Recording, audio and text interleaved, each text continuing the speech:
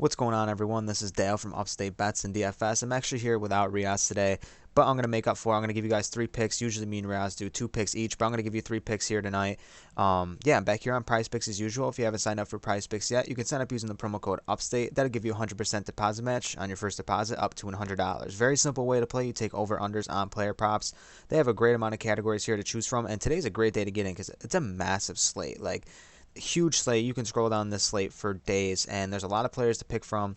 I actually got three guys in points here, so if you've been following me for quite a bit, you guys know I love points props. It's just the easiest to come by, in my opinion, and I'd rather get burnt by a guy who's going to take 25 shots a night, and he just has an off shooting night. I'd rather get burnt that way than taking some guy, in assist, and it just decides not to pass that night, or something along those lines. So, really excited to get to this slate, like I said. Unfortunately, Reoz isn't here, but decent night on the Patreon last night. We went 3-1. If you want to sign up for the Patreon down below, it's not required, but it definitely would be awesome if you wanted to go sign up. We do daily picks every day. We have a Discord server for our Patreon members.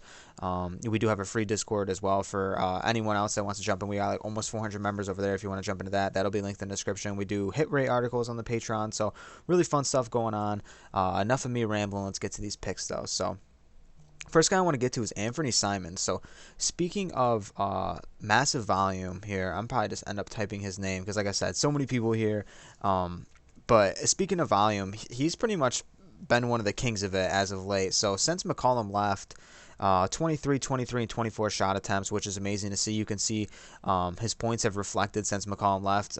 Against the Lakers there, 29. Knicks, he had 30, and then 31 against Milwaukee. So he is trending upwards a little bit. But right now in this matchup against Memphis, they've been slipping a little bit. Memphis has their 14th in points, 13th in field goal percentage, and 16th in three-pointers allowed. So they're about middle of the pack when they used to be a lot better on defense, but they're still winning games, so it's not like it really matters here. Simons, I think, is still in a good spot regardless. They're 11-point underdogs, which is kind of tough, so the blowout factor does play a little bit of a role here, but I still think this is significant enough to where even if it does blow out, he's still going to get 30, 35-plus minutes, so I really like that. Huge game total at 230, which I like to see. And he played Memphis 3 times already this year, if you want to look into it. He did struggle. He did hit this over once, but that was with McCollum in the lineup, and it's just a totally different offense now. There's so many different pieces, and I just like him. I like his game, and he shoots a massive amount of three-pointers too, which I like to see. So I'm really going to take a stab here at Anthony Simons over 21.5. I've been on him early on this season. He has burned me before, but I think this is a really good spot for him. So the next guy I want to get to is actually Seth Curry here on his new team, the Brooklyn Nets. The first time we seen him, played pretty well. 23 against Sacramento. He's got a huge role in this game, and he probably will lead the team in shot attempts, which is obviously a huge plus. Just similar to Simons was going to lead the team in shot attempts. I think Curry's going to do the same thing here, and you get a nice discount here at 16. I really like this spot. We've seen him go over this even in his time in Philadelphia when he took a big role when Harris would be out. They were dealing with COVID stuff, and Embiid would be out. So we already know when he gets a big role, he can definitely take advantage of it. Obviously, three-point shooter. If he can get things rolling from deep, it's game over. This is definitely going to hit if he can get things rolling from deep. But right now, the New York Knicks, they've been playing pretty well. They've been playing really well. They're a lot better on defense in terms of giving up points, but they're 25th in point guard defense. They're 23rd in three-pointers allowed, and they're like I said, they're I'm sorry about that. 25th in point guard defense, 23rd in three-pointers allowed, and 20th in three-point percentage allowed. I'm sorry, I was drawing a blank on the three-point percentage.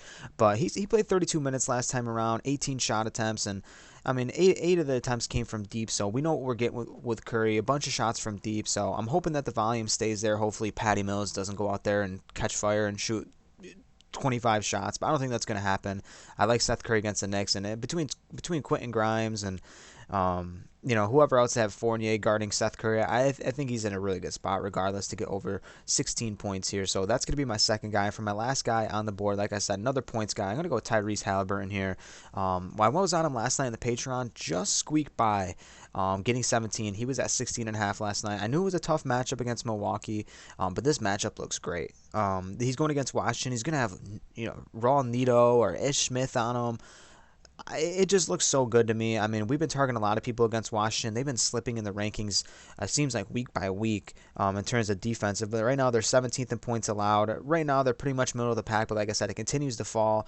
He did struggle last night, and it was a blowout. But I think this is just too good of a spot for him. And we've seen players, most recently Kobe White, Darius Garland, Moses Moody, all smash for 20 plus points against this Washington team so far in February. So I think Halliburton can join that company. Really like him in the spot over 17.5 points against this Washington team. And that'll wrap things up, man.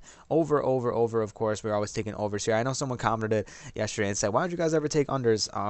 Well, number one, the brain just gravitates towards the overs, and the overs are fun, man. I like to bet on overs, and I hate to root for a guy to just play bad. So I like to just kind of search the board for potential over spots, and I'm sure most people are thinking kind of the same way as well. But sometimes there are really good unders, and I'm sure there's a bunch of good unders on the slate today. But I will continue to keep diving. So jump into that Discord if you haven't yet, the free one. Like I said, if Patreon, if you're interested in that, you can sign up for that as well. So thank you for all the support lately. We just hit 2,000 subs, so thank you for that. The video yesterday did wicked awesome. I know we're getting this one out late, but thank you for everything. If you can like the video, comment, and subscribe, we'll see you on the next one. Peace out.